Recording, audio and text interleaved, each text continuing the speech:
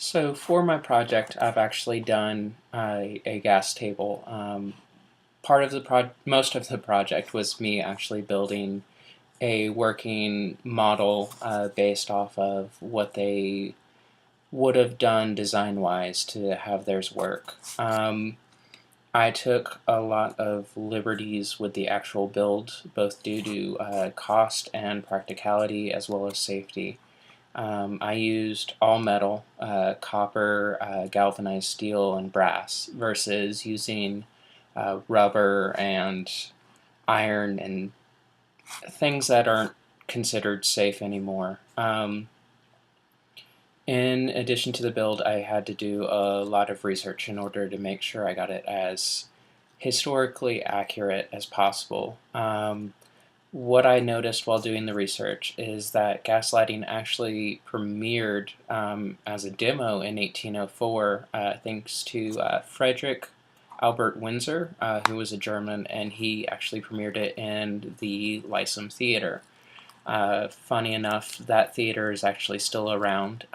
It burned down a couple of times and rebuilt on 4 separate occasions. Currently, it's actually running Lion King and has been since 1999. On the build process, I actually had a lot of helps thanks to the internet. In particular, Sparky Channel helped me a lot with different compounds I should be using within the joints. Blair Gilbert helped a lot. He told me best ways to make connections and taught me how to use a flaring tool, which was very important with my copper pipe. Another one was Bob's Plumbing. I was originally going to solder most of this build, and then I found better ways that makes it just as secure, but it doesn't cause me to have to actually solder, test all of the joints, most likely resolder again because it's not something I do all the time. I also want to thank my local Lowe's and Ace Hardware. Spent I don't know how many occasions going back and forth and talking to all of the guys there. Lowe's especially, I can't remember his name off the top of my head, but the guy there helped me. I discussed the project. He gave me a weird look in the beginning, but he helped me through each step. Anytime I'd go in there with a problem, he'd say, "What is it this time?" and point out 3 or 4 things that would definitely help. So huge thanks to all of them. Um, as far as why this is important to me, lighting is my life, and it has been since I joined the theater. And gaslighting is where I want to say it all started. Yes, we had candles and the limelight, but gas, and specifically the gas board, allowed modern day lighting designers to actually have a job. The gas table itself was, as uh, Richard Pilbrow said, the actual first stage switchboard. What it did is it provided a way for designers to be able to raise light in different areas to different levels. Um, the most common use early on was actually raising and lowering the levels of the house lights. As people realized how valuable this actually was, they started using it on stage. They eventually added colored, what we would call gels now, but it would be colored glass and such, in front of these units. So you'd have a gas light, a mirror behind it, and then this colored glass. And what it would do is it would throw colored light. Um, this gave lighting designers a lot more room to move. Um, Today, it's the equivalent of a lighting board and gels. Uh, so that's me on this project. Next, I'm going to show you a video of the build process. I hope you enjoy. Following that, I will actually do a live demonstration, fingers crossed, of the actual gas lighting system. This will of course depend on if there's rain or it's too windy. Hopefully I will have some actual footage of it just in case. But without further ado, I will sign off. In this section, I'm actually building my stage and drilling out the holes for my nozzles to go through. And right here, this is my gas feed mechanism. As I'm putting it together, I've got all of the connections where they need to go, but they need to be tightened. I learned after putting it all together that I actually needed to use a special tape meant to help cut out the space in between the threads. What this does is it keeps it from actually seeping out. So at this point, I've actually started redoing everything that I had done before. It was a struggle, but it needed to be done. And then I started testing all of the components, making sure everything would turn on when it needed to and would work. After I had everything tightened down and sealed, I wanted to do multiple coats of black paint. This helped seal the wood and made it a lot more fire retardant and therefore safer. Okay, so here is where I'm actually drilling the hole for the nozzle. It's going to be the jet where all of the gas is going to come out, and the flame should appear in this little hole. The trick with working with this, because I'm having to drill with a very, very small diameter bit, is I have to go extremely slow in order to keep the bit from breaking off and shattering.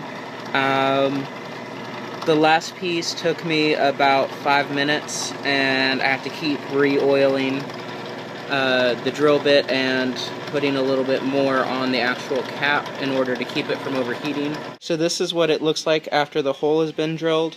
I don't know if you can see. Yep, there you go. That's where the gas is actually going to come out. And it's going to sit on top of the stage and act as a little jet. And let's hope the flame is the right size. If not, I'm going to have to drill the hole probably a little bit bigger, but right now this is at a 1/16 of an inch thick. We'll see how that works out. So today I decided to go over all of my connections, anywhere where one piece of pipe connects to another, and make sure everything was on as tight as it could possibly get.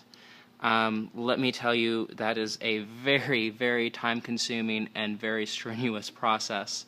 But it's extremely important that I get it as tight as humanly possible due to the fact that there is gas in there, and I do not want anything running out. Another thing I did just to be safe is I used tape that is meant to secure any and all spaces in between the thread. I don't know if you can see it right here, but that goes all the way to the very end of the thread, such as this one.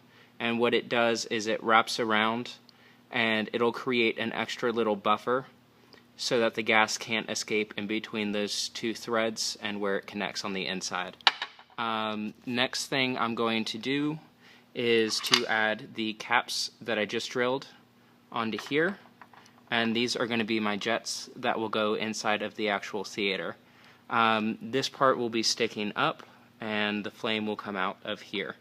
What I'm going to do for now is leave it untouched. So my phone decided to run out of memory in the middle of the last video I was recording, but I was explaining how my actual nozzles are going to fit through the stage floor. And that's why I'm waiting to put on the caps.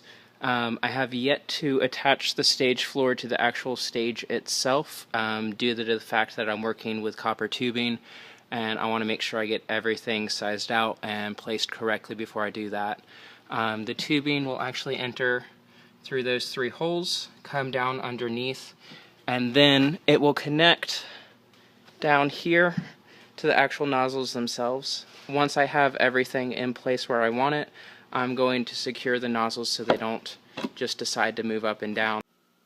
So what I've got here is I've finally got all of the pipes in those tiny little holes. And then what I've done is I've put in the first one, lowered down the actual stage floor, lined it up properly, and repeated the process with the second and the third copper pipe.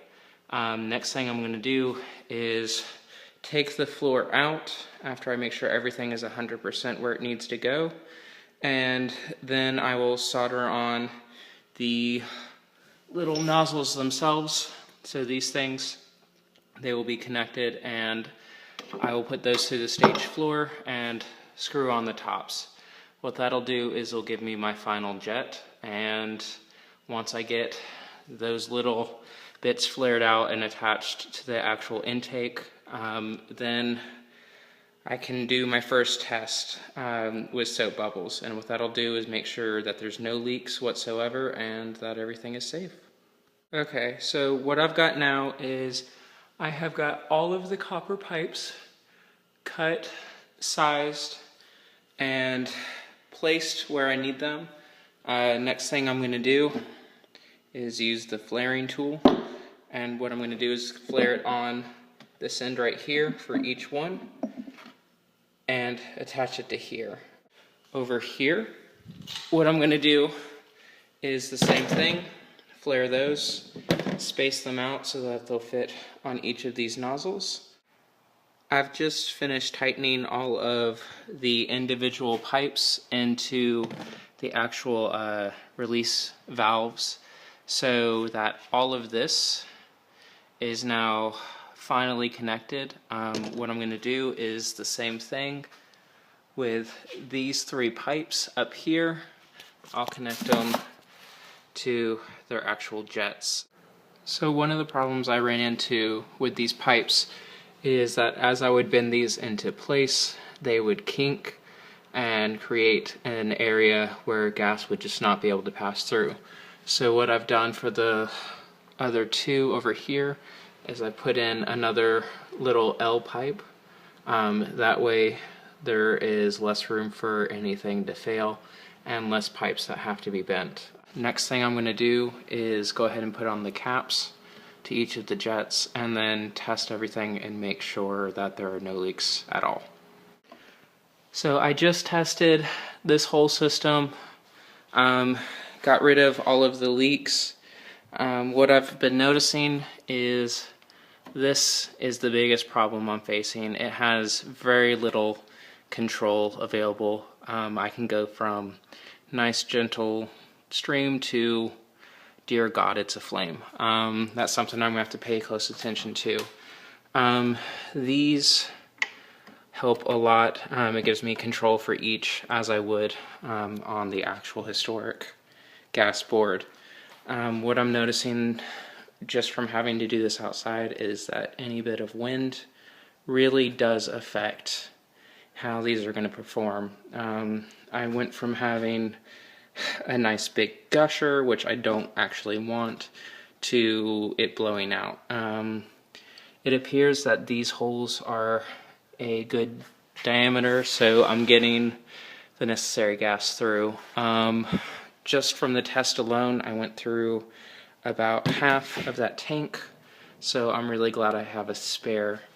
What I want to do at some point is test these indoors somewhere, get a video of it. That way if it's too windy or if it's rainy or if it's just not going to work outside, at least I have a video of this working like it should.